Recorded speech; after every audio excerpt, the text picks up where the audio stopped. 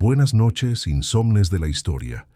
Has llegado al rincón donde la oscuridad reconforta, el insomnio se convierte en ritual, y la historia, la verdadera, la cruda, la incómoda, te arrulla como un secreto al oído.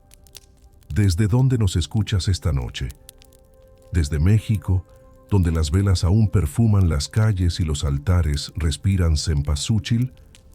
Desde algún rincón del mundo donde los muertos se recuerdan con silencio y no con tambores y risas. Aquí no hay frontera entre los vivos y los muertos, solo una conversación que lleva siglos encendida. Porque esta noche no hablaremos de la fiesta que conoces, sino del fuego antiguo que la engendró. Antes de las calaveras de azúcar, antes del papel picado, antes de los altares domésticos y las fotografías, hubo sangre, huesos y humo. Hubo rituales donde el alma no se recordaba, se alimentaba. El Día de los Muertos no nació en los cementerios, nació en los templos. Nació cuando los dioses exigían carne y los hombres aprendieron a ofrecerla con flores. Nació en el eco del tambor mexica, en el olor del copal, en el sacrificio que convertía la muerte en música. Imagina una noche antigua, en la cima de un templo, donde el aire es delgado y la luna parece un cráneo. El sacerdote levanta un corazón palpitante hacia el cielo y abajo el pueblo celebra. No hay horror en sus rostros, solo gratitud, porque cada muerte es un recordatorio de que la vida continúa. La sangre, dicen, es el hilo que une los mundos. Mucho antes de que la palabra México existiera, las civilizaciones mesoamericanas ya danzaban con los muertos. Creían que el alma no se iba, viajaba, regresaba, descansaba, comía, soñaba. Los difuntos eran huéspedes temporales y los vivos sus anfitriones. Cada año, durante el 9º mes del calendario mexica, las puertas del inframundo se abrían y el mundo olía distinto. A maíz tostado, a ceniza, a carne fresca, a flor. Las calaveras tan dulces hoy eran antes trofeos. Huesos blanqueados al sol, decorados con pintura roja, colgados en altares como promesa y advertencia. Los cráneos no simbolizaban muerte, eran semillas, el recordatorio de que todo lo que muere germina. Cuando los españoles llegaron, intentaron enterrar esos rituales bajo crucifijos y misas, pero los muertos no se dejan evangelizar.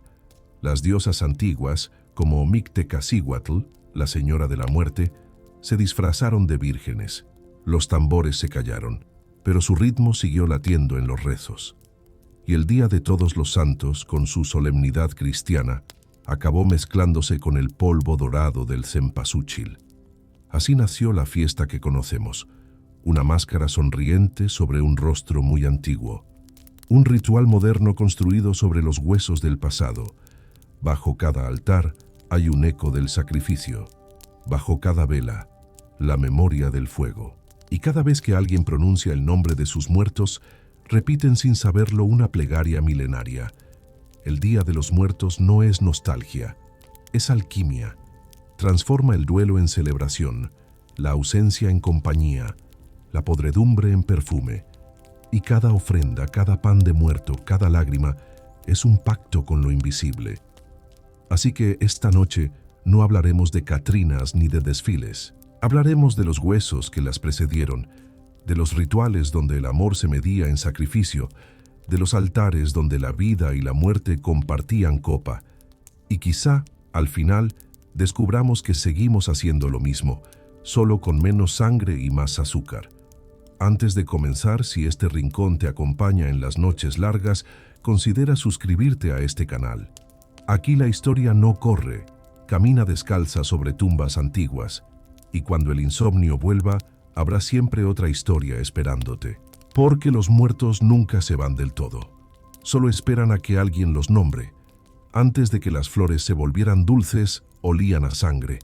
Y antes de que los altares se llenaran de papel de colores, estaban cubiertos de carne caliente. El Día de los Muertos, ese carnaval luminoso que hoy celebramos con risas y canciones, nació en un banquete oscuro, donde los vivos comían junto a los muertos, y a veces de ellos. Imagina el Valle de México antes de los conquistadores. La tierra vibra con el sonido de los tambores. El aire espeso de copal y humo envuelve los templos escalonados. El pueblo ha subido al templo mayor con ofrendas: maíz, cacao, flores, corazones. En lo alto, el sacerdote levanta el cuchillo de obsidiana.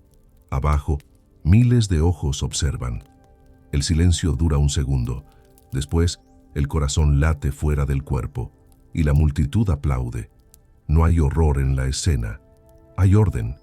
La sangre que cae por los escalones no es desperdicio, es alimento. El mundo, dicen los mexicas, se sostiene gracias a ese flujo rojo. Los dioses murieron para crear al hombre, así que el hombre debe morir para sostener a los dioses. Todo equilibrio necesita su precio. Los muertos, para ellos, no se iban. Caminaban entre los vivos durante ciertas fechas. Regresaban a comer, a beber, a oler el humo del copal, a recordar lo que era tener cuerpo. Pero los cuerpos también regresaban. Los huesos eran memoria. Por eso se guardaban, se decoraban, se exhibían. Las calaveras eran trofeos y oráculos, ventanas entre mundos. El banquete era literal. En algunas regiones las ofrendas incluían carne humana. Los cautivos sacrificados eran desollados y su piel usada como manto sagrado. El sacerdote la vestía y el pueblo danzaba a su alrededor, celebrando que la muerte había renacido. La carne del enemigo se cocinaba en guisos con maíz y chile, no por crueldad, sino por comunión. Comer al otro era incorporarlo, asegurar que su energía circulara, que su alma no se perdiera en el vacío.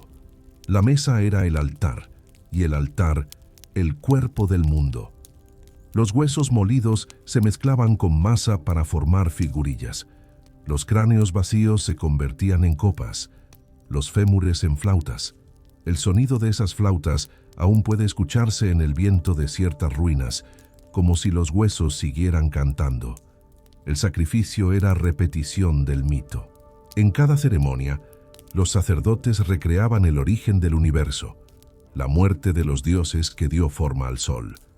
El hombre, hecho de maíz, necesitaba recordar con sangre que la vida no era suya, sino préstamo, y ese préstamo se pagaba con huesos. Las fiestas duraban días. Había música, comida, vino de maguey, danzas. Los muertos eran invitados de honor. Se les preparaban camas, se les ofrecían tamales, frutas, bebidas fermentadas. Los vivos comían en silencio, para no distraer a las almas que cruzaban desde el Mictlán, el inframundo mexica. El Mictlán no era infierno, era un camino, 9 niveles que el alma debía atravesar, desnuda, cansada, en silencio. Y cada ofrenda puesta en la tierra era una antorcha encendida para guiarla. Cuando el sol descendía, los tambores volvían a sonar. Las mujeres arrojaban flores al fuego, los niños bailaban con máscaras de calaveras. El humo ascendía como una plegaria hecha de olor. Nadie lloraba a los muertos. Se les invitaba a cenar. A veces el sacrificio incluía a los propios familiares. El amor más grande era ofrecer al hijo o al hermano al Dios. La muerte era servicio, no castigo. El llanto, ofensa. El cuerpo, una deuda que debía pagarse con belleza. Y en cada degollado, el pueblo veía la garantía de un amanecer más. La ironía es que aquellos rituales que tanto escandalizaron a los conquistadores no estaban lejos de las misas que vinieron después. Ambos celebraban el cuerpo ofrecido, la sangre derramada, la promesa de vida después de la muerte. Solo cambió el tono, no el sentido. En las pinturas y códices, los dioses aparecen con huesos en la mano. Mictecacihuatl, la señora de la muerte, lleva un collar de cráneos y sonrisas. Su esposo, Mictlantecutli, reina sobre los huesos, pero no con furia, con paciencia. Los muertos son sus hijos, y cada ofrenda, un recordatorio de que no los ha olvidado. Hoy, cuando colocamos pan de muerto en la mesa, estamos repitiendo el gesto antiguo, ofrecer alimento a quien ya no puede masticar. Cuando encendemos una vela, es el eco de las antorchas que guiaban a las almas por el río del Mictlán. Cuando ponemos flores, recordamos los pétalos que marcaban el camino para que los difuntos no se perdieran. Nada es nuevo. Solo cambió el sabor del sacrificio. El banquete de los huesos sigue siendo el corazón oculto del Día de los Muertos. Solo que ahora los dioses ya no exigen sangre, sino memoria. Y la memoria, al fin y al cabo, también se alimenta. Imagina por un instante que estás en una de esas fiestas antiguas. El humo del copal te arde en la garganta. Los tambores laten como un corazón colectivo. Sientes el suelo temblar bajo tus pies. A tu alrededor el pueblo ríe, canta, ofrece comida. Alguien coloca un cráneo lleno de pulque frente a ti. No sabes si deberías beber, pero lo haces. Y el líquido tiene un sabor extraño, dulce, metálico, humano. Entonces entiendes que la muerte no está en el fondo de la copa, sino en el trago que compartes. Así empezó todo, con cuerpos, con flores, con huesos. Una fiesta de los muertos que aún respiraban, una celebración de la vida mientras se disolvía. Y aunque el tiempo haya limpiado la sangre y adornado los altares, el olor antiguo sigue ahí, mezclado con el incienso y el azúcar. Porque el Día de los Muertos, por debajo de sus colores y su música, sigue siendo lo que siempre fue, un banquete con los huesos del pasado. Dicen que toda fiesta tiene su anfitriona. Y en el Día de los Muertos, esa anfitriona no es una mujer viva, sino una que jamás murió del todo. Su nombre es Mictecacihuatl, la señora del Mictlán, la que gobierna sobre los huesos y los murmullos. No nació como diosa. Antes fue sacrificio, una joven ofrecida a los dioses del inframundo, desollada con flores en el cabello, sus labios pintados con sangre fresca. La leyenda cuenta que al morir, su espíritu no quiso ascender. Se quedó abajo, entre los huesos, para cuidar de los que llegaban. Así nació la guardiana de los muertos. En los códices, su rostro aparece partido por la mitad, una mejilla viva, otra descarnada. Sonríe, no como quien se burla, sino como quien entiende algo que los vivos no pueden comprender. Su sonrisa es la de quien ha visto la muerte desde adentro y la ha encontrado pacífica.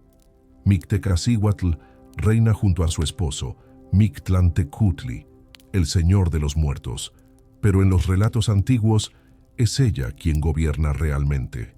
Él es hueso, ella, flor marchita. Él guarda los cuerpos, ella, las memorias. Juntos, mantienen el equilibrio del mundo. Vida arriba, muerte abajo, todo girando en un mismo ciclo de polvo. Cada año, durante el 9º mes del calendario mexica, Mictecacihuatl abría las puertas del Mictlán para que las almas subieran a visitar a los vivos. No lo hacía por compasión, lo hacía por amor, porque el inframundo no era prisión, sino hogar. Y los muertos, cuando regresaban, no traían lamentos, traían historias. Imagina su reino. No es fuego ni castigo, es vasto, silencioso, cubierto de niebla. Las almas caminan por senderos de obsidiana, guiadas por perros negros con ojos como carbones encendidos. El aire está lleno de murmullos, como si los huesos hablaran entre sí. Y en el centro, sobre un trono de calaveras, Mictecacihuatl observa. No juzga, solo recuerda. Su piel es como el maíz tostado, su cabello una cascada de sombras, sus ojos dos pozos donde se reflejan todos los amaneceres perdidos, y cuando sonríe, las flores brotan sobre las tumbas. Por eso el cempasúchil, la flor de los muertos, lleva su color, el amarillo de la piel reseca, el naranja del fuego que ilumina la oscuridad. Los mexicas decían que ella custodiaba los huesos de los antepasados, esperando el día en que los dioses necesitaran crear una nueva humanidad. Cada hueso era una semilla, cada calavera un depósito de recuerdos. Mictecacihuatl no era una diosa de la muerte, era una diosa de la continuidad. Su tarea no era apagar la vida, sino guardarla.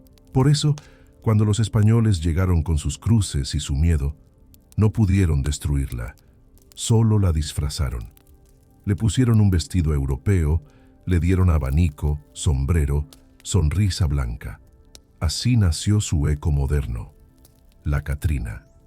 La Catrina no fue invención de José Guadalupe Posada, fue una revelación, un espejo burlón donde el México moderno se vio a sí mismo, vivo, muerto, risueño. Posada solo la dibujó, pero ella ya existía, esperando entre las sombras a que la tinta la devolviera al mundo. Mictecacihuatl se convirtió así en símbolo de resistencia. Una diosa que sobrevivió al colapso de su civilización volviéndose risa. Nadie teme a lo que se burla, y ella, al reírse desde su calavera adornada, le robó al miedo su poder. Cada vez que alguien pinta su rostro con la mitad de calavera y mitad de mujer, la invoca sin saberlo. Cada desfile, cada altar, cada canción que menciona su nombre, es un acto de continuidad. Mictecacihuatl sigue aquí, vestida de modernidad, pero con el mismo corazón antiguo latiendo bajo las flores. Los cronistas españoles decían que los mexicas adoraban la muerte, pero se equivocaban. No la adoraban, la entendían. Sabían que cada respiración era un préstamo, que el cuerpo era solo un recipiente temporal. Mictecacihuatl no pedía sacrificios por crueldad, sino porque entendía que dar la vida era la única forma de no perderla. Su culto fue, durante siglos, clandestino. Se mantuvo en las sombras de los altares cristianos, oculto entre los rezos a las vírgenes y a los santos. Las abuelas la recordaban con flores y pan, sin decir su nombre, y poco a poco, el sincretismo la resucitó. Hoy, cada 1 y 2 de noviembre, ella vuelve a caminar por las calles de México, entre risas, música y tequila. Su rostro ya no da miedo, da ternura, pero su esencia sigue siendo la misma, la de una diosa que no acepta la separación entre los mundos. Para ella, los muertos no están allá, ni los vivos aquí. Todos convivimos en la misma respiración, solo que unos inhalan y otros exhalan. Hay una leyenda poco contada. Dicen que, en la noche más oscura del año, Mictecacihuatl sale del Mictlán, no para recibir ofrendas, sino para caminar entre los altares y mirar quién la recuerda. No castiga ni premia, solo observa, y a veces deja una flor sobre el plato de quien le ofreció pan, un pétalo naranja, una señal de que ha pasado por allí. Por eso los altares deben estar completos. Por eso las velas no deben apagarse antes del amanecer, porque mientras ardan, ella sigue caminando entre nosotros, sonriendo con sus labios sin piel, agradecida de que los vivos aún sepan festejar. En la iconografía moderna, Mictecacihuatl ha sido suavizada, convertida en figura elegante, casi coqueta, pero bajo ese barniz de moda y folclore, su espíritu sigue siendo el mismo. La risa que surge después de la muerte, el perfume que sobrevive al cadáver. Ella no es la muerte, es el puente, la que permite que los muertos sigan amando, que los vivos sigan recordando. Y cada altar, cada vela, cada cempasúchil es un pequeño fragmento de su trono de huesos. Si alguna vez ves una calavera sonriente en la calle, no la mires con miedo, mírala con respeto. Porque puede que detrás de esa sonrisa pintada haya una diosa antigua observándote, esperando pacientemente a que recuerdes su nombre verdadero.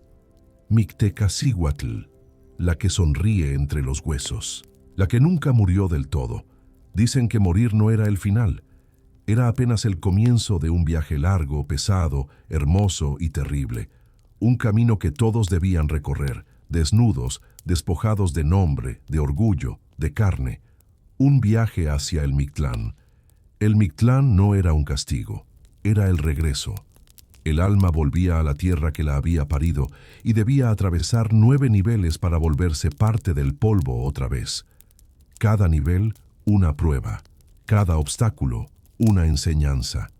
Los vivos lo sabían. Por eso acompañaban a los muertos con ofrendas. Agua, comida, flores, perros.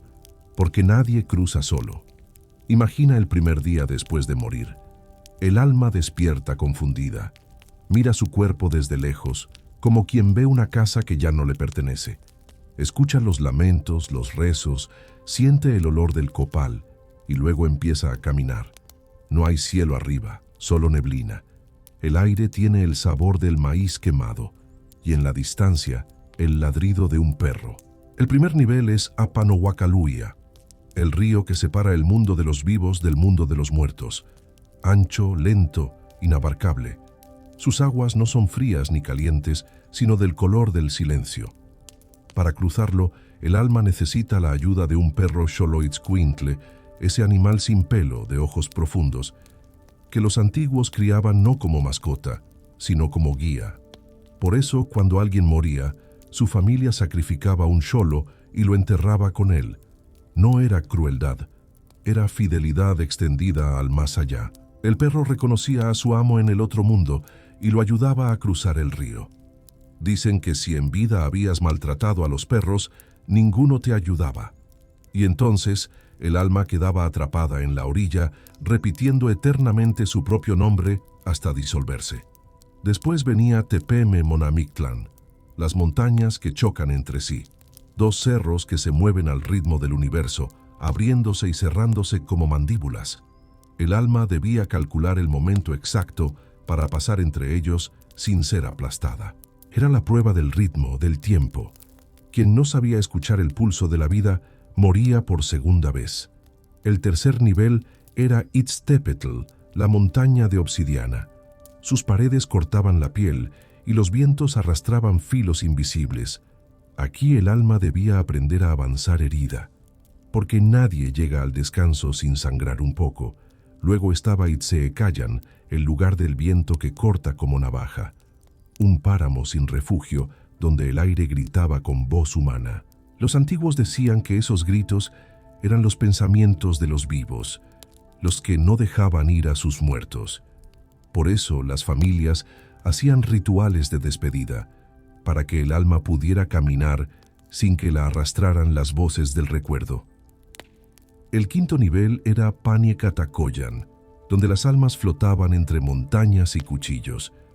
Aquí el alma debía soltar su cuerpo completamente, dejar atrás hasta la ilusión del peso. Era el espacio del desapego absoluto. Muchos se quedaban allí, suspendidos porque aún amaban demasiado la vida. Más abajo estaba Timiminaloayan, el lugar donde flechas invisibles cruzaban el aire. Eran los remordimientos. Cada uno alcanzaba al alma en forma de herida. Nadie pasaba sin llorar. El séptimo nivel, Teyoyocualoyan, era el lugar donde las fieras comían el corazón. Los jaguares, los coyotes, los lobos. No devoraban por crueldad, sino por necesidad. El corazón debía ser entregado para poder seguir. Solo quien aceptaba su vulnerabilidad podía cruzar al siguiente umbral. El octavo era Apanohualoyan, un río de agua negra, helada. El alma debía cruzarlo de nuevo, pero esta vez sola. El perro no podía ayudarla. Era la prueba final de la soledad. Solo quien había entendido que la muerte es un acto íntimo podía avanzar. Y finalmente, el noveno nivel, Chikunamictlán, el lugar del reposo. Allí esperaba Mictecacihuatl, rodeada de huesos que brillaban con luz interna. No hablaba, solo extendía su mano y colocaba sobre el alma una flor de cempasúchil. Con ese gesto, el alma dejaba de ser alma, se convertía en polvo, en lluvia, en semilla. Regresaba a la tierra. El viaje duraba 4 años. Durante ese tiempo, la familia debía mantener el altar, alimentar la memoria del muerto, recordarlo en los días sagrados. Cada ofrenda era un paso, cada rezo, un puente. Porque el Mictlán no se cruza solo, se cruza con el amor de los que quedan atrás. Cuando los españoles oyeron hablar de este viaje, lo confundieron con el purgatorio. Pero el Mictlán no juzga, no premia ni castiga, solo enseña. Es la pedagogía del polvo. Todos regresamos al mismo lugar del que venimos. Hoy, cuando colocamos agua en los altares, recordamos el primer río. Cuando encendemos velas, repetimos el fuego de los cerros que se abrían y se cerraban. Cuando ponemos comida, alimentamos al viajero que aún no ha llegado. Y cuando adornamos con flores, le devolvemos al camino su color. En el fondo, el Día de los Muertos es una forma de acompañar ese viaje. Una manera de decir, no caminas solo. Aquí seguimos, manteniendo encendida la ruta que conduce al Mictlán. Imagina entonces que las luces del altar son pequeñas estrellas en ese camino subterráneo. Cada una brilla por un nombre, por una risa, por una ausencia. Y cuando el viento apaga una vela, no es accidente. Es el alma que ha llegado. El Mictlán no está lejos, está debajo de todo. Debajo de las calles, de las ciudades, de las palabras, debajo de cada silencio humano. Y si escuchas con atención, puedes oír el eco de las almas que siguen caminando. No piden nada, solo compañía. Así lo entendían los antiguos. La muerte no separa, solo cambia la forma del diálogo. Y mientras el mundo siga encendiendo altares, el Mictlán seguirá respirando. El fuego fue el primer altar. Antes de los templos, antes del maíz, antes incluso de los dioses, hubo una llama. Y alrededor de ella, los hombres comprendieron que la muerte no era solo final, sino puerta. En el corazón de Mesoamérica, el fuego no se apagaba nunca. Era alimentado día y noche por sacerdotes, porque si moría la llama, moría el mundo. El fuego era el mensajero entre los vivos y los muertos, el único que podía subir y bajar sin cuerpo. Por eso los sacrificios no se hacían en silencio, sino con música. El sonido acompañaba al alma que subía en forma de humo. Imagina el templo mayor en una noche de ceremonia. El cielo es una herida abierta de estrellas. Las antorchas crepitan, el pueblo canta. El olor a copal se mezcla con el del maíz tostado y la sangre caliente. El sacerdote, con el rostro pintado de negro, sostiene un cuchillo de obsidiana tan afilado que refleja la luna. Ante él, un cuerpo tiembla, no de miedo, sino de entrega.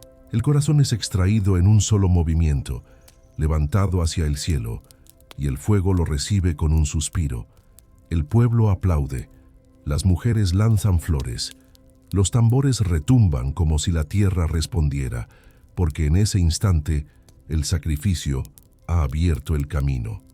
El alma del oferente se convierte en guía. Su muerte alimenta al sol, su sangre nutre a los dioses, su fuego ilumina el paso de los muertos hacia el Mictlán. Para los antiguos, ofrecer la vida no era perderla, sino asegurar que todo siguiera moviéndose. El universo era un equilibrio de deudas. Los dioses habían derramado su sangre para crear al hombre, y el hombre debía devolverla para mantener el ciclo. Cada sacrificio era, en esencia, una forma de gratitud.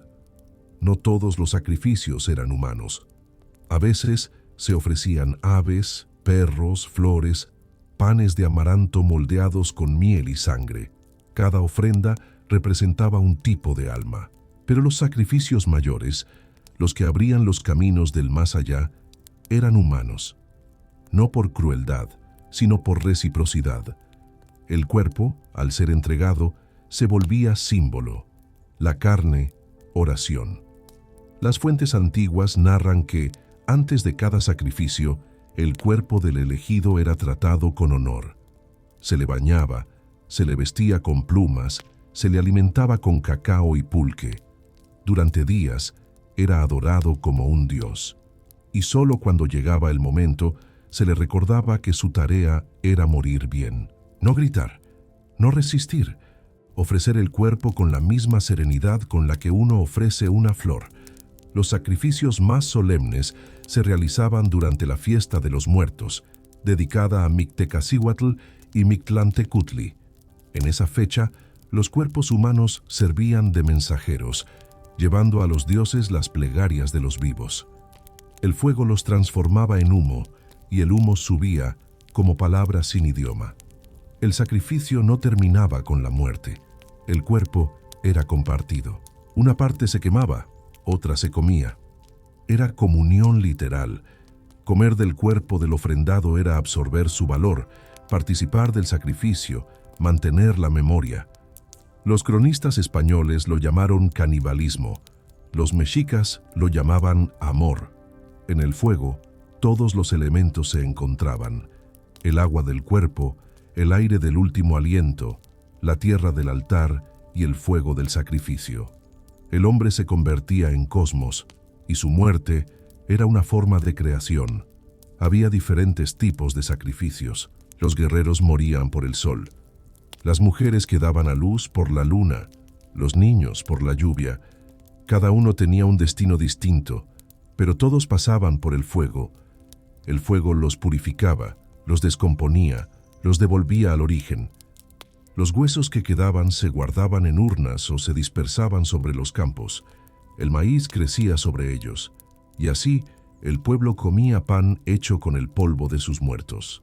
El alimento y el cadáver eran lo mismo. El círculo se cerraba con belleza brutal. Cuando llegaron los conquistadores, lo que vieron los horrorizó. No entendieron que aquel fuego era una forma de lenguaje. Lo apagaron, levantaron iglesias sobre los templos. Pero el humo ya se había metido en la tierra, y ningún fuego que ha tocado huesos puede ser extinguido del todo. Con el tiempo, las hogueras sagradas se transformaron en velas. El sacrificio de cuerpos se volvió simbólico. El pan sustituyó la carne. La llama del altar se volvió pequeña, doméstica, pero su sentido siguió siendo el mismo: abrir el camino a los muertos. Hoy, cuando colocamos una vela en un altar, no estamos encendiendo una decoración. Estamos repitiendo un acto milenario: alimentar el fuego para que los muertos encuentren su ruta. La llama baila porque recuerda. Su temblor es el eco de las antiguas ofrendas. El fuego, en el Día de los Muertos, sigue siendo mensajero. Sube por el aire llevando los nombres de los ausentes. Cada chispa es un alma que asciende, cada sombra, un recuerdo que desciende. Y cuando la última vela se apaga al amanecer, no es porque el ritual haya terminado, sino porque el camino ya está completo. En muchas comunidades rurales de México, todavía se encienden fogatas al pie de las tumbas. No para calentarse, sino para dar luz a los que regresan cansados. El fuego les da descanso, como si el calor fuera el idioma de la eternidad. El fuego no juzga, solo transforma. Y eso es lo que los antiguos entendieron, que morir no es desaparecer, sino arder en otra forma. Por eso, cuando mires una vela este noviembre, observa cómo se mueve. Parece una danza lenta, una respiración. Tal vez sea un alma que acaba de llegar, agradeciendo su camino encendido. El Día de los Muertos, en el fondo, sigue siendo una fiesta del fuego, solo que ahora, en lugar de corazones, le ofrecemos llamas diminutas, mansas, civilizadas. El fuego sonríe, paciente. Sabe que tarde o temprano todos volveremos a alimentarlo. El fuego abría el camino, pero el maíz lo sostenía. Sin él, el alma se perdía en la oscuridad del Mictlán, hambrienta, frágil, deshecha en polvo. El maíz era la carne del hombre, y también su pan sagrado.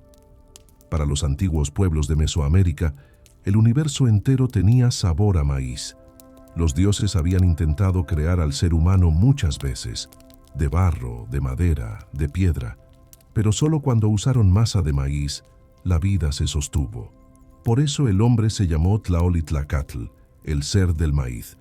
Morir entonces era regresar al grano, y las ofrendas no eran solo recordatorios, eran alimento para las almas que todavía necesitaban nutrirse, porque, según las viejas creencias, las almas no comían con la boca, sino con la memoria.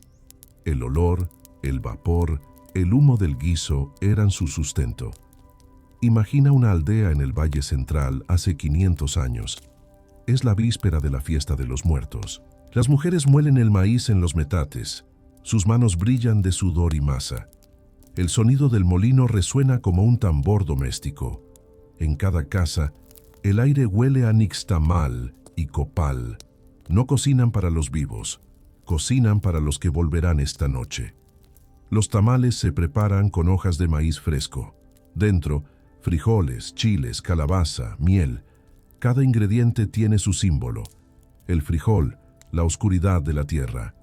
El chile, la chispa del fuego, la miel, el dulzor de la sangre transformada. El tamal, al ser envuelto, se convierte en cuerpo. Y cuando se coloca en el altar ya no es comida, es invitación. Las almas llegan con el viento, siguiendo el aroma. No entran por la puerta, sino por el humo. Se sientan, invisibles, junto a la mesa. Comen con la memoria de sus bocas, beben con la nostalgia de sus gargantas. Y los vivos, al ver las velas parpadear, saben que han llegado. En la cosmovisión mesoamericana, el alma tenía hambre, no solo de alimento, sino de calor, de olor, de recuerdo. Por eso las ofrendas debían prepararse con devoción. Una tortilla mal hecha, un tamal olvidado, podían ofender al muerto. El respeto se medía en sabor. El maíz, además, era el eje de la vida. Su ciclo representaba el ciclo humano. Sembrar, brotar, crecer, secar, morir, renacer. Por eso los huesos se enterraban junto a los campos, para que el grano se alimentara de ellos. Los muertos daban fuerza a la tierra, y la tierra devolvía vida en forma de mazorca. Era una simbiosis perfecta. Comer maíz era comer a los antepasados. Cuando los españoles llegaron y trajeron el pan de trigo, no pudieron arrancar esa idea. El cuerpo de Cristo se convirtió en pan, pero el cuerpo del pueblo siguió siendo maíz. Y en esa confusión teológica nació algo nuevo: el pan de muerto, una síntesis imposible entre el sacrificio cristiano y el ritual indígena.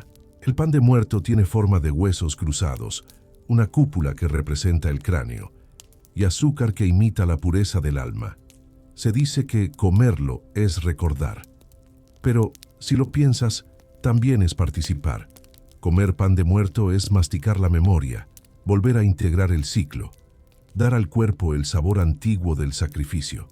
Las abuelas decían que el olor del pan recién horneado atraía a los espíritus más que cualquier rezo.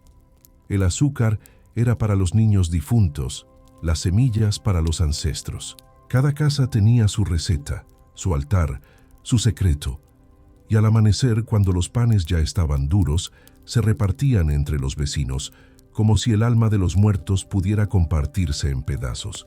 En los códices prehispánicos, el maíz no aparece como simple alimento. Tiene rostro, tiene cuerpo.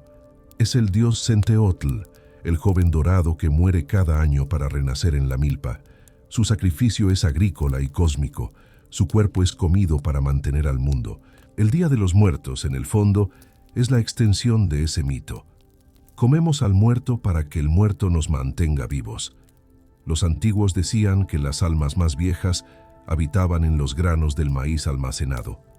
Por eso, cuando se abría una bodega, se hacía un rezo breve, una disculpa, un saludo. Se le pedía permiso al maíz para usar su cuerpo. Cada tortilla era una pequeña resurrección. Hay algo profundamente poético en esa idea, que el alma necesita comer y que su alimento es la memoria, que el olor de una sopa, el vapor del arroz, puede abrir una puerta entre mundos, que un altar no es un adorno, sino una mesa puesta para los que siguen viajando. Hoy, cuando ponemos café, pan, fruta y mezcal sobre la ofrenda, estamos repitiendo sin saberlo los gestos de las abuelas del maíz. El alma se alimenta por los sentidos, por el olor, la luz, el color. Por eso, el altar es una sinfonía sensorial. Cada elemento tiene su función, cada aroma, su camino. Dicen que cuando el muerto está satisfecho, el olor desaparece. El aire se vuelve neutro, como si el alma se hubiera llevado el sabor. Por eso, al día siguiente, los vivos comen lo que queda, no por gula, sino por comunión. La comida ya no tiene sabor, dicen, porque los muertos se lo llevaron. Y en esa pérdida está la prueba de su visita. El maíz sigue siendo el corazón del Día de los Muertos, en forma de pan, de tamal, de atole. Cada grano es una chispa de eternidad, una célula del cuerpo del mundo. Y cuando masticamos, lo que realmente hacemos es recordar. Así lo entendían los antiguos, que el hambre no termina con la muerte, solo cambia de forma, y que cada altar Cada ofrenda, cada plato de comida, es una forma de alimentar al alma para que siga su viaje. Porque el alma, igual que el maíz, nunca muere, solo cambia de semilla. No hay fiesta sin bebida, ni banquete sin líquido que una las palabras, los cuerpos, los mundos. Para los antiguos pueblos de Mesoamérica, la sangre y el pulque eran la misma cosa, el vino de los dioses. Una bebida que no solo embriagaba, sino que abría los ojos. La sangre era la ofrenda suprema, el pulque su reflejo blanco. Ambos fluían del cuerpo, ambos nutrían a la tierra. El primero se ofrecía a los dioses, el segundo a los muertos. Y en el punto exacto donde se mezclaban, nacía el sentido profundo del sacrificio, devolver lo recibido. Imagina una noche de celebración en el México antiguo. Las estrellas parecen heridas abiertas y en el centro del pueblo el fuego baila. Las vasijas de barro pasan de mano en mano. El pulque es espeso, agrio, luminoso. Los hombres beben con solemnidad. Las mujeres riegan unas gotas en el suelo antes de tomar. Para los que ya no están, murmuran. El suelo se bebe la ofrenda, y el aire se llena de un zumbido de copal y fermento. El pulque era el aliento de la tierra. Nacía del maguey, una planta que crecía en lugares duros, secos, sagrados. Su savia se extraía con respeto, como si se sangrara a un animal divino. Los dioses que lo regían eran Mayahuel, la diosa del maguey, y Patecatl, el dios del pulque. Ella, joven y fértil, representaba la dulzura de la vida, él, su embriaguez. Juntos simbolizaban el equilibrio entre placer y sacrificio. Beber pulque no era pecado, era rezo, pero solo si se hacía en el contexto correcto. Los ancianos, los sacerdotes y los muertos tenían derecho a embriagarse. Los vivos jóvenes, no, porque la embriaguez era una forma de tránsito, una visita breve al mundo de los espíritus. El que bebía sin permiso corría el riesgo de quedarse atrapado entre los dos mundos. Durante las fiestas de los muertos, el pulque se mezclaba con sangre, a veces humana, a veces animal. Esa mezcla se servía en cráneos vacíos o en copas talladas con huesos. El líquido espumoso era compartido entre los asistentes, un sorbo para los vivos, otro para los muertos. El altar se convertía en mesa y el banquete en rito de comunión. En algunos templos, los sacerdotes vertían la sangre directamente sobre las raíces del maguey. Decían que así el dios bebía lo que era suyo y la planta florecía más fuerte al año siguiente. El maguey entonces se volvía símbolo del cuerpo humano, herido, generoso, eterno. Cuando los cronistas españoles vieron esos rituales, los llamaron fiestas del demonio. No entendieron que lo que estaban presenciando era una forma de agradecer. Los muertos no se adoraban, se alimentaban. El pulque y la sangre eran el puente líquido entre los dos mundos. Una copa compartida con los antepasados. Las ceremonias podían durar días. Había cantos, danzas, relatos de los muertos ilustres. El pulque pasaba de mano en mano como un hilo de memoria. Cada trago, un nombre pronunciado. Cada sorbo, una historia. El pueblo entero participaba, hasta que el amanecer llegaba con el olor dulce del fermento y la ceniza. Dicen que los sacerdotes podían entrar en trance bebiendo pulque mezclado con flores alucinógenas. Veían a los muertos caminando entre los vivos, a los dioses comiendo junto a los hombres, a las calaveras riendo con bocas de luz. Era el momento en que el tiempo se disolvía, y el cuerpo, cansado de estar vivo, recordaba su destino: volver a ser tierra. No había tristeza en esos rituales, solo aceptación. La muerte no era final ni castigo, era fermentación. Un proceso natural, como el pulque que madura en silencio, como la sangre que se enfría después del sacrificio. Cuando la conquista llegó, los sacerdotes cristianos prohibieron el pulque. Dijeron que era bebida del diablo, que embriagaba el alma y pervertía la razón. Pero el pueblo siguió bebiendo, a escondidas en los funerales, en las noches sin luna. El pulque se convirtió en resistencia. en cada sorbo, una pequeña rebelión. Hoy, el pulque sigue siendo parte de la ofrenda. No se mezcla con sangre, pero guarda su espíritu. Se coloca en jarros de barro junto a las frutas, el pan y las velas, porque se dice que los muertos también tienen sed, y que cuando el aire se espesa y la llama de la vela se inclina, es porque alguien desde el otro lado está bebiendo. El pulque representa la dualidad del Día de los Muertos: vida y descomposición, placer y muerte, dulzura y amargura. Su espuma blanca es símbolo del alma que sube, su fermento del cuerpo que vuelve a la tierra. Beberlo es recordar que todo lo vivo está hecho de muerte. En algunos pueblos todavía se guarda la tradición de dar de beber a las tumbas. Se vierte un poco de pulque o de tequila sobre la tierra y se dice en voz baja: «Para ti, viejo, para que no tengas sed». El líquido se filtra y parece desaparecer, pero el suelo, dicen, recuerda. El banquete de los dioses no era metáfora, era literal. El mundo se mantenía vivo comiendo y bebiendo muerte, y esa idea, lejos de ser sombría, era profundamente humana, porque aceptar que la vida necesita de la muerte es la forma más alta de sabiduría. Cuando hoy brindamos por los que ya no están, cuando levantamos un vaso y decimos su nombre, estamos repitiendo ese viejo ritual. El brindis es un eco del sacrificio, el choque de las copas, una forma de hacer ruido para que los muertos escuchen. En cada fiesta del Día de los Muertos, en cada altar que huele a fruta, a cera y a pulque, todavía se oye el murmullo del festín antiguo. Los dioses ya no exigen sangre, pero aún esperan compañía. Y cuando bebemos, cuando reímos, cuando lloramos frente al altar, ellos beben con nosotros. Así lo entendían los antiguos, que la vida es un banquete al que todos estamos invitados, solo que unos comen primero y otros después.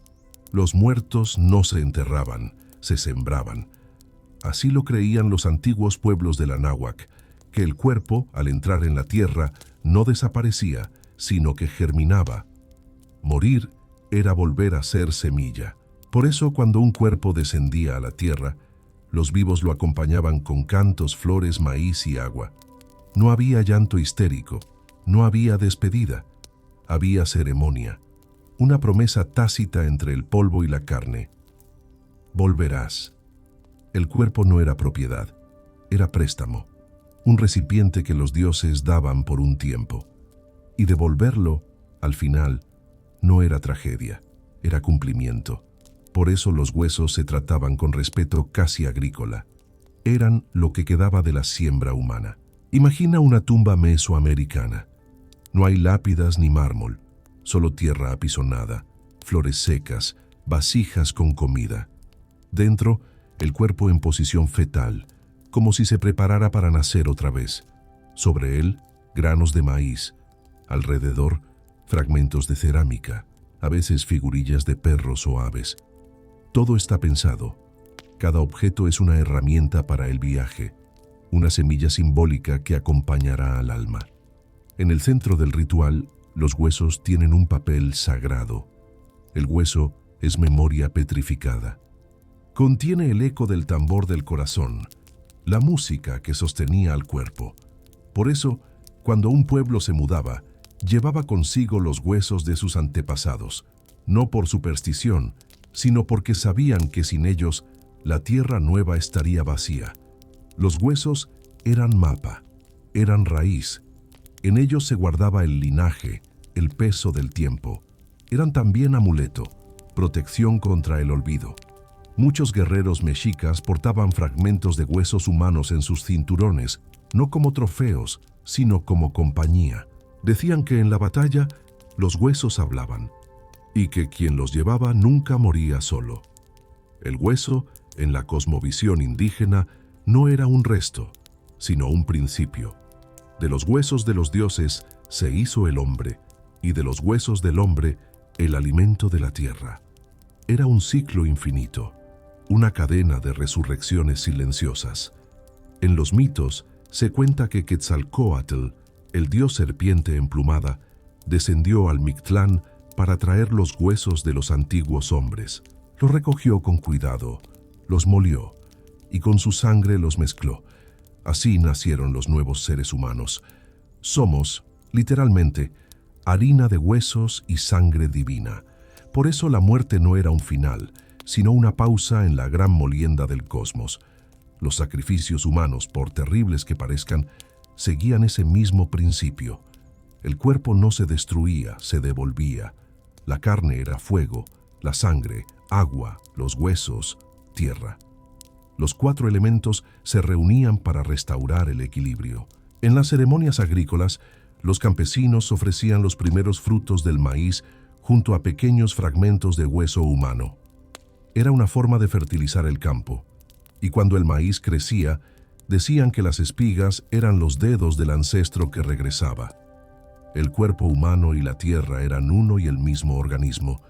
Con la llegada de los españoles, esa relación se volvió subterránea, literalmente. Las tumbas pasaron a ser espacios cerrados, los huesos escondidos. El miedo al cuerpo muerto sustituyó al respeto. Pero en secreto, los campesinos seguían devolviendo huesos a la tierra. A veces un diente, a veces un trozo de costilla enterrado al pie de una planta. Pequeños rituales de continuidad, pequeños actos de memoria. Hoy, cuando colocamos calaveras de azúcar sobre los altares, estamos repitiendo ese gesto antiguo. Endulzamos el hueso, le devolvemos su poder. Las calaveras sonríen porque recuerdan, no temen a la muerte, la mastican. El Día de los Muertos conserva ese aroma a tierra y semilla. Los altares son huertos simbólicos donde el recuerdo germina. Cada foto es una semilla de memoria, cada vela, un tallo de luz. Y los pétalos de cempasúchil, caídos sobre el suelo, dibujan un sendero como si fueran raíces que conectan los dos mundos. El olor del cempasúchil, tan fuerte, tan solar, sirve de guía para las almas. Los antiguos decían que la flor nacía del aliento de los huesos, que cada pétalo era un fragmento de resurrección. Por eso los cementerios se llenan de su color, no para adornar la muerte, sino para mostrar que debajo de ella hay un fuego que sigue germinando. En los pueblos donde la tierra es roja, los niños crecen escuchando que la tierra está viva, y lo está. Cada grano de polvo contiene siglos de cuerpos, fragmentos de huesos que alguna vez tuvieron nombre. Caminar sobre el suelo es, sin saberlo, caminar sobre una multitud dormida. El mundo entero es un cementerio fértil. Y quizás por eso el Día de los Muertos no es triste, porque la tristeza implica pérdida, y aquí nada se pierde, todo se transforma. El amor que se hunde en la tierra brota como flor. El cuerpo que se pudre se convierte en alimento. Y el hueso, con su paciencia blanca, espera bajo el polvo a que alguien lo nombre. Los arqueólogos encuentran tumbas y las llaman restos, pero no hay restos, solo materia en tránsito. Cada hueso desenterrado es un verbo aún en movimiento. Cada cráneo, una historia que sigue respirando bajo el sol. Por eso, cuando un campesino siembra, cuando un niño juega en la tierra, cuando una vela se enciende en un altar, algo del antiguo rito sigue vivo. La tierra en México no es simple suelo, es archivo, cuerpo, altar y tumba al mismo tiempo. Los huesos que siembran son la metáfora más pura del Día de los Muertos. Nos recuerdan que morir no es dejar de existir, sino seguir alimentando, que toda vida es préstamo y toda muerte, devolución. Y quizás por eso, cuando los muertos regresan cada noviembre, no vuelven como sombras, sino como frutos. Están en el pan, en el maíz, en el aire, en la flor que crece sin razón. Y nosotros, al comer, al respirar, al amar, seguimos comiendo huesos. Seguimos germinando muerte. Seguimos repitiendo el ciclo más antiguo de todos, el de los que mueren para que otros sigan vivos. No todos los rituales son para recordar a los muertos. Algunos son para que ellos nos recuerden a nosotros. Esa es la razón secreta de las máscaras. Los vivos se pintan, se disfrazan, se vuelven calaveras sonrientes, no para burlarse de la muerte, sino para que los muertos, al regresar, sepan quiénes somos. La máscara no oculta, revela. Y en el Día de los Muertos es el puente entre los rostros del pasado y los del presente, porque los vivos, con sus caras pintadas de blanco y negro, no están jugando, están recordando su destino. Imagina una calle de pueblo al anochecer. El aire huele a cempasúchil y pan recién horneado. Los niños corren con los rostros pintados de calaveras. Los ancianos observan desde los portales. Las velas titilan, y en cada sombra se adivina un eco antiguo. Los vivos caminan entre los muertos, pero nadie distingue bien quién es quién. Ese es el propósito: confundir los mundos. Que por una noche no haya frontera. Las máscaras tienen historia. Mucho antes de las Catrinas, ya los pueblos del México prehispánico usaban rostros falsos en sus rituales. En las fiestas dedicadas a Mictecacíhuatl, los sacerdotes se cubrían con piel humana desollada. Literalmente se vestían con la muerte. Era una forma de encarnar al dios, de recordar que la piel es solo un préstamo. Bajo la máscara todos somos lo mismo, un cráneo esperando pacientemente su turno. Con el tiempo, las pieles se volvieron madera, las maderas papel y el papel pintura. Pero el principio no cambió. Cubrir el rostro era una manera de mirar desde el otro lado. Los españoles vieron esas prácticas y las consideraron paganas. Intentaron borrarlas, pero las máscaras, como los sueños, se esconden bien. Reaparecieron en las procesiones religiosas, en las danzas de los santos, en las fiestas populares, y allí, entre santos y diablos, la muerte siguió bailando. Cuando José Guadalupe Posada dibujó por primera vez a la calavera garbancera, no inventó nada. Solo tradujo al papel lo que el pueblo ya hacía desde hacía siglos: reírse del miedo con una sonrisa pintada. Esa imagen se convirtió con el tiempo en la Catrina, y la Catrina en emblema nacional. Pero detrás del sombrero elegante y del gesto burlón sigue latiendo el mismo misterio: la risa como recordatorio de que todos tenemos el mismo destino. La máscara es un espejo. Quien se la pone se ve por dentro, y quien la mira ve su futuro. Por eso las máscaras del Día de los Muertos no son tristes ni grotescas, sino bellas. Están cubiertas de flores, de oro, de colores vivos. Es la estética de la muerte reconciliada. El cuerpo maquillado como altar, el rostro como ofrenda. En algunos pueblos de Oaxaca y Michoacán, las máscaras no se pintan, se heredan. Pasan de generación en generación, con el polvo de los años pegado al barniz. Cada arruga en la madera es un recuerdo, cada grieta, una respiración detenida. Ponerse una máscara así es ponerse el rostro de los abuelos, caminar con ellos por un rato. La danza es parte del ritual. Cuando el cuerpo se mueve con la máscara puesta, ya no pertenece al tiempo. Los antiguos decían que el muerto no podía caminar sobre tierra sin música. Por eso las calles se llenan de bandas, de guitarras, de marimbas. No es ruido, es guía. El ritmo indica el camino. El muerto, al escuchar, reconoce su casa, y al ver los rostros pintados, entiende que aún lo esperan. Las máscaras también tienen su propia psicología. Cuando el humano cubre su rostro, se permite ser otro, y en esa libertad emerge lo que normalmente se oculta: la ternura, el miedo, el deseo, la gratitud. El disfraz no es farsa, es confesión. Por eso durante el Día de los Muertos nadie teme ser ridículo. Los vivos se maquillan, se visten con trajes imposibles, se convierten en caricaturas de su propia mortalidad, y al hacerlo, purgan su ansiedad. La muerte deja de ser tabú, se vuelve vecina, amable, predecible. Las máscaras también protegen. En los antiguos rituales, el rostro cubierto impedía que el alma del muerto poseyera al vivo. El disfraz era un escudo, una manera de honrar sin ser devorado por la memoria. El maquillaje era un límite simbólico entre el homenaje y la absorción. Hoy, pocos lo saben, pero cuando los niños se pintan la cara de calavera, Están continuando ese gesto. Protegen su alma con colores. Juegan con la muerte para que no los toque. El maquillaje moderno, con sus trazos blancos y negros, sus flores y corazones, es la versión domesticada de un símbolo arcaico.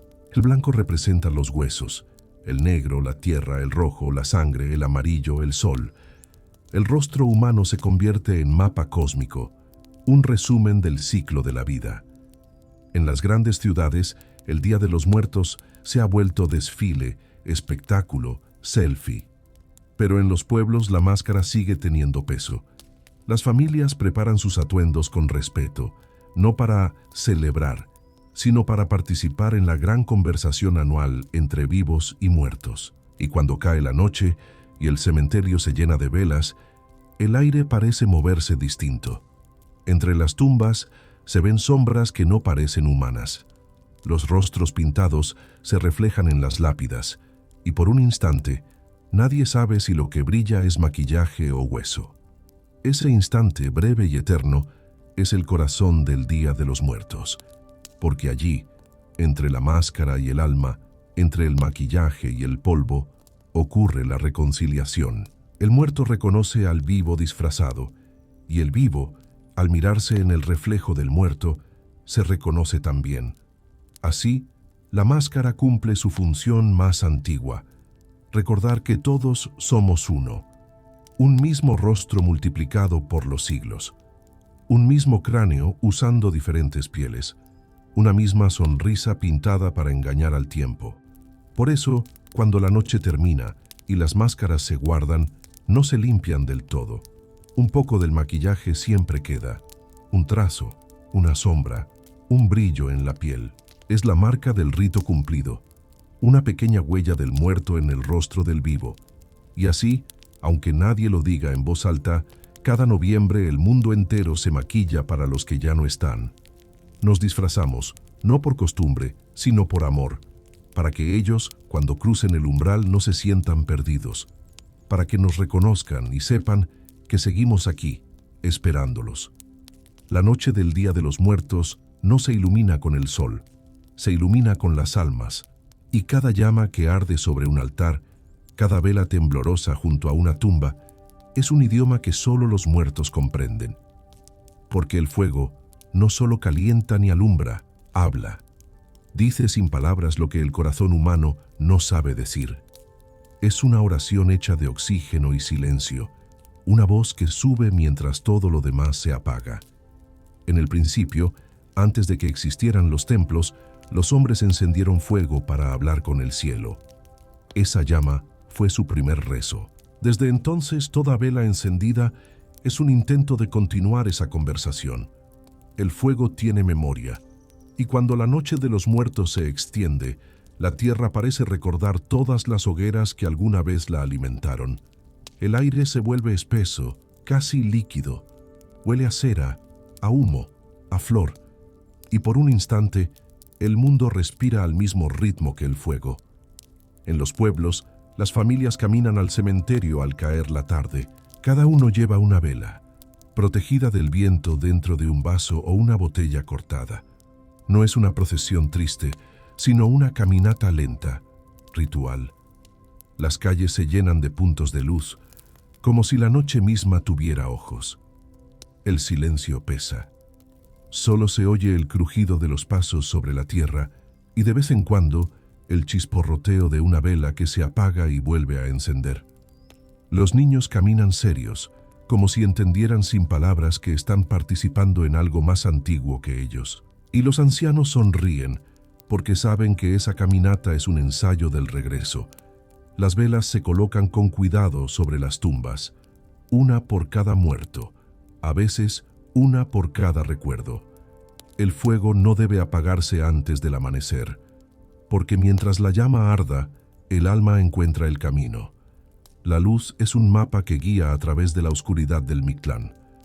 Los antiguos lo sabían, por eso encendían antorchas en los templos y en las cuevas, para marcar el paso de las almas que regresaban. El fuego era señal de hospitalidad, un bienvenido escrito en luz. Las velas, con su danza mínima, parecen vivas. Respiran, se mueven, se inclinan, Tienen humor, tienen carácter. Hay llamas serenas, otras inquietas, otras que parecen reír. Dicen que cuando una vela se agita es porque el muerto ya llegó. En el lenguaje simbólico del Día de los Muertos, cada elemento tiene un significado. El fuego representa el alma, la energía que nunca muere. Su color dorado y tembloroso es el mismo del maíz maduro, del sol que cae, de la flor del cempasúchil. El fuego es, por tanto, el corazón del altar. Sin él, todo lo demás es solo decoración. Hay un momento, cerca de la medianoche, en que las velas parecen comunicarse entre sí. Las llamas crecen, se inclinan, bailan en la misma dirección. El aire vibra, y quienes están despiertos a esa hora sienten una presencia que no da miedo, sino paz. Es la hora en que los mundos se rozan. Los vivos se quedan callados, mirando las llamas, como si en ellas pudieran leer respuestas, y tal vez las haya, porque el fuego sabe cosas que el lenguaje olvidó. En algunos pueblos se dice que si una vela se apaga sola, es porque el muerto ya se ha ido satisfecho. Si chisporrotea es porque está feliz. Si su humo baja en lugar de subir, es que el alma aún está lejos. Y por eso los niños observan con atención, como si cada movimiento fuera una señal secreta. El fuego no distingue entre religión ni cultura. Por eso el Día de los Muertos, aunque cambió con los siglos, conserva en la llama la herencia más pura del mundo antiguo. El fuego es el único Dios que sigue siendo aceptado por todos. Nadie discute su poder, nadie duda de su belleza. Los conquistadores, cuando prohibieron los sacrificios, dejaron las velas, y sin saberlo, preservaron el corazón del rito. El fuego siguió siendo altar, seguimiento, comunicación. Lo que antes eran hogueras de sacrificio, hoy son velas domésticas, pequeñas, inofensivas, pero igual de sagradas. En los cementerios rurales, a veces hay tantas velas encendidas que la noche parece un mar dorado. El humo sube como incienso y el aire se llena de un zumbido leve, como si la tierra respirara luz. Los insectos se confunden, las sombras se disuelven, y por unas horas la oscuridad deja de ser enemiga, porque el fuego no alumbra solo para ver, alumbra para recordar. Cada llama es una promesa, no te he olvidado. Por eso las velas se encienden aunque no haya electricidad, aunque el viento las apague una y otra vez. El fuego es terco, y el amor más terco todavía. La luz también tiene su ironía. Cuanto más brilla, más revela las sombras, y quizá ese sea su verdadero poder, no negar la oscuridad, sino hacerla habitable. El Día de los Muertos no busca eliminar la muerte, sino iluminarla, hacerla menos ajena, más cercana, más humana. En los altares urbanos, las velas eléctricas parpadean con imitación de fuego. No huelen a cera, no crepitan, pero incluso esas luces falsas cumplen su función simbólica, porque lo importante no es el fuego en sí, sino el acto de encenderlo, la intención, el gesto. Encender una vela es una forma de decir, te sigo esperando. Es una conversación sin palabras, una manera de mantener viva la memoria, y aunque el humo se disipe, la llama deja su huella en el aire, una marca invisible que los muertos dicen saben leer. En algunas casas se acostumbra dejar una vela encendida toda la noche del 1 de noviembre, no por superstición, sino por cortesía. Es la luz del huésped. El alma llega, come, bebe, descansa un poco junto al fuego, y cuando parte, se lleva un poco de esa claridad consigo. El amanecer llega lento. Las velas se consumen, la cera se derrite sobre las fotos, sobre los platos vacíos. Quedan sombras doradas, rastros de fuego solidificado. Y en ese desorden hermoso, los vivos entienden que el ritual ha funcionado. El fuego ha cumplido su tarea. Ha guiado, ha recordado, ha acompañado. Y aunque la llama ya no esté, su calor permanece. Por eso, incluso cuando no es Día de los Muertos, una vela encendida sigue teniendo el mismo sentido. En hospitales, en casas, en templos. Cada llama es una oración que no necesita palabras, una forma de amor que no depende del tiempo. El fuego, como los muertos, nunca desaparece del todo, solo cambia de forma. A veces luz, a veces sombra, a veces memoria. Y en cada altar encendido, el mundo entero se vuelve un poco más cálido, un poco más humano, un poco más consciente de que la muerte, al final, no apaga nada. Cuando las velas se apagan y el humo sube, la noche del Día de los Muertos comienza a retirarse. El aire ya no huele a flor ni a cera, sino a silencio. El cementerio queda vacío, las sillas volteadas, los altares cubiertos de polvo dulce, y sin embargo, algo queda, algo invisible, persistente, que no se disuelve con el amanecer. Los muertos se han ido, pero no del todo. Nunca lo hacen. Solo cambian de estado, como el fuego que se apaga pero sigue caliente, como la lluvia que se evapora para volver a caer. Así es el polvo, un ciclo que respira. Los antiguos decían que los muertos no viven en el cielo ni en el infierno, sino en el aire, que son el polvo que flota cuando se barre la casa, la bruma que entra por la ventana, la sombra que atraviesa el corredor cuando nadie pasa, y cada partícula, por insignificante que parezca, contiene una historia. Porque los muertos no se alejan, se disuelven, y su presencia, aunque imperceptible, sigue tocándolo todo.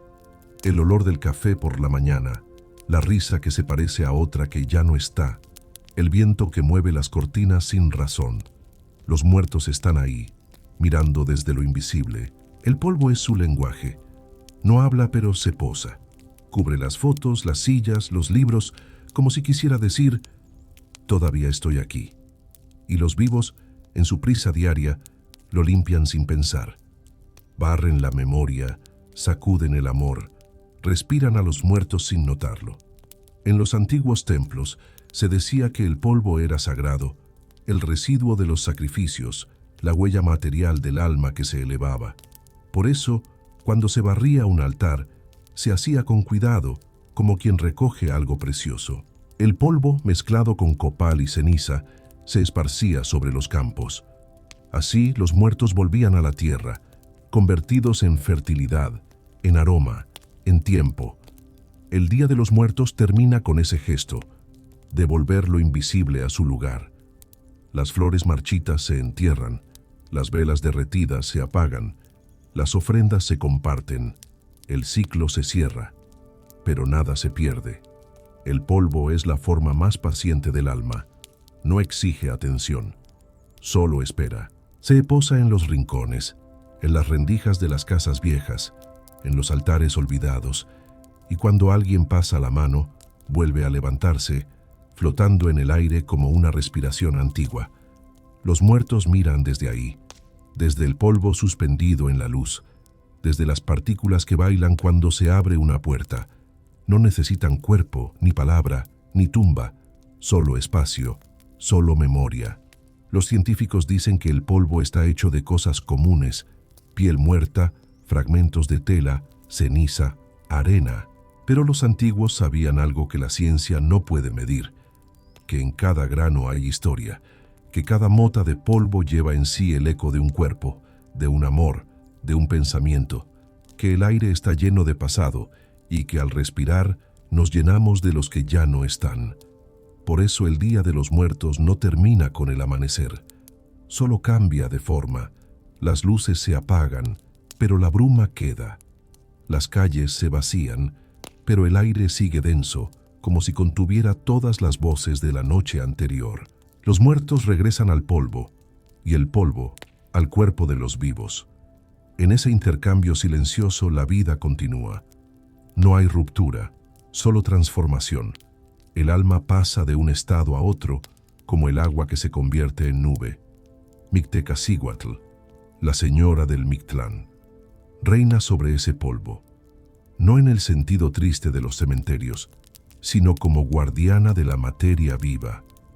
El polvo, en su reino, es una constelación de recuerdos. Cada partícula, una historia. Cada soplo de viento, un regreso. Por eso los altares nunca deben limpiarse del todo. Siempre se deja un poco de polvo, una capa fina que actúa como ofrenda, porque limpiar demasiado es negar el pasado. Y los muertos, dicen, se ofenden con la perfección. Prefieren el desorden humano, el altar con migas, el mantel manchado de cera, las flores marchitas. Ahí es donde se sienten en casa. Los muertos no buscan solemnidad, buscan compañía, un gesto pequeño, una vela encendida, una palabra susurrada, y el polvo, al posarse sobre esos gestos, los bendice. A veces, cuando cae la tarde y un rayo de sol entra por la ventana, puedes ver el polvo flotando en el aire. Miles de partículas danzando lentamente, como si el tiempo se detuviera. No es una ilusión, es un desfile, una procesión invisible de los que vuelven por un instante a recordarnos que nunca se fueron. El Día de los Muertos enseña eso, que el fin no existe, que la materia se transforma, que el alma se expande, que la memoria no se borra, solo cambia de densidad. Por eso el polvo es sagrado, porque contiene a todos, a los que fuimos, a los que somos, a los que seremos. Todo el universo al final es una nube de polvo iluminada por el sol de la memoria. Y quizás por eso el silencio que queda después de la fiesta no es vacío, sino plenitud. El ruido cesa, las luces se apagan, y en ese momento se entiende lo que los antiguos sabían sin decir, que la vida no se sostiene en la carne, sino en lo invisible que la rodea. El polvo es lo único que realmente nos une. Lo respiramos, lo esparcimos, lo heredamos, y cuando llegue el día en que nuestro cuerpo se vuelva polvo, sabremos que no nos hemos ido, solo que ahora formamos parte del aire que otros respiran. Así termina la historia del Día de los Muertos, con una brisa, con un respiro, con una última mirada de los que ya no se ven. Porque los muertos, desde lo invisible, siguen mirándonos, no para vigilarnos, sino para recordarnos que cada respiración es un préstamo, que cada amanecer es un regreso y que, en el fondo, nadie muere del todo, solo nos volvemos polvo que mira. La fiesta termina, pero la noche no, porque el Día de los Muertos no se acaba, solo cambia de ritmo. Las velas se consumen, los altares se deshacen, las flores se marchitan y sin embargo el aire sigue oliendo a algo antiguo, una mezcla de cera, azúcar y polvo, un perfume de memoria. Afuera, las calles recuperan su forma cotidiana. Los niños guardan sus máscaras, las abuelas doblan los manteles, los perros duermen bajo las mesas. El silencio vuelve a su trono. Pero en ese silencio hay algo distinto, como si el mundo, por una noche, hubiera recordado cómo respirar despacio. Quizás esa sea la verdadera esencia del Día de los Muertos, una pausa, un paréntesis luminoso en el que los vivos dejan de correr y los muertos dejan de huir, un instante de reconciliación entre dos mitades del mismo cuerpo, la carne y la sombra, el fuego y el polvo, la palabra y el silencio. Durante siglos el ser humano ha intentado entender la muerte con teologías, con ciencia, con miedo. Pero los pueblos antiguos de la náhuatl lo hicieron de otro modo. La celebraron, bailaron con ella, comieron con ella, la pintaron, la perfumaron, la invitaron a sentarse en la mesa, y al hacerlo, la desarmaron, le quitaron su filo, su distancia, la volvieron humana. El Día de los Muertos no es una fiesta triste, tampoco una alegre, es una fiesta verdadera, porque la verdad, como el maíz o la sangre, tiene sabor a ambas cosas, a dulzura y a ceniza, a comienzo y a final. Los altares, vistos desde lejos, parecen pequeños universos domésticos. Sobre ellos todo se ordena, los elementos, los símbolos, los recuerdos, el agua para calmar la sed del alma, el pan para darle cuerpo al recuerdo, la sal para purificar, el fuego para guiar, el aire para mover la nostalgia. 5 elementos, 5 puertas, 5 caminos hacia el mismo lugar, la memoria. Cada noviembre repetimos el gesto, no por costumbre, sino por necesidad, porque en el fondo sabemos que si dejáramos de recordar, el mundo se detendría.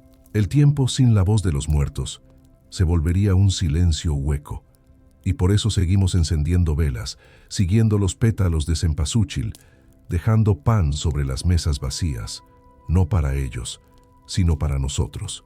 Los muertos no necesitan comida ni luz, nosotros sí. Necesitamos la ilusión de que siguen cerca, de que el amor sobrevive al cuerpo, de que la muerte no borra, solo transforma. Y esa ilusión, que para algunos es superstición, para otros es consuelo, y para unos pocos es verdad. Porque en cada aroma, en cada risa que suena parecida, en cada sueño en que alguien que ya no está nos visita, algo del otro lado nos responde. No con palabras, sino con presencia. Un roce leve, un escalofrío amable, una lágrima que no duele. Quizás no haya cielo ni infierno, solo este vaivén constante entre polvo y respiración, un universo que recicla la vida y la muerte como quien cambia de piel. Un Dios que se repite en todas las formas, desde el fuego hasta la flor, desde el cráneo hasta el pan. El Día de los Muertos es, en el fondo, una pedagogía del adiós, una manera de aprender que todo se va, pero nada se pierde, que amar es también saber dejar ir, y que cada altar no es una tumba sino un puente. Por eso los mexicanos no lloran a sus muertos, los invitan, les ofrecen tequila, música, risas, porque saben que la tristeza no alimenta, pero la memoria sí. Y en ese gesto hay una sabiduría antigua, una espiritualidad sin dogma, una forma de fe que no necesita templos, solo fuego y pan. El Día de los Muertos es también una conversación con el tiempo. Nos recuerda que somos frágiles, que un día seremos los nombres sobre la mesa, las fotos entre velas, y que cuando eso ocurra, esperamos que alguien, aunque sea por costumbre, encienda una vela por nosotros.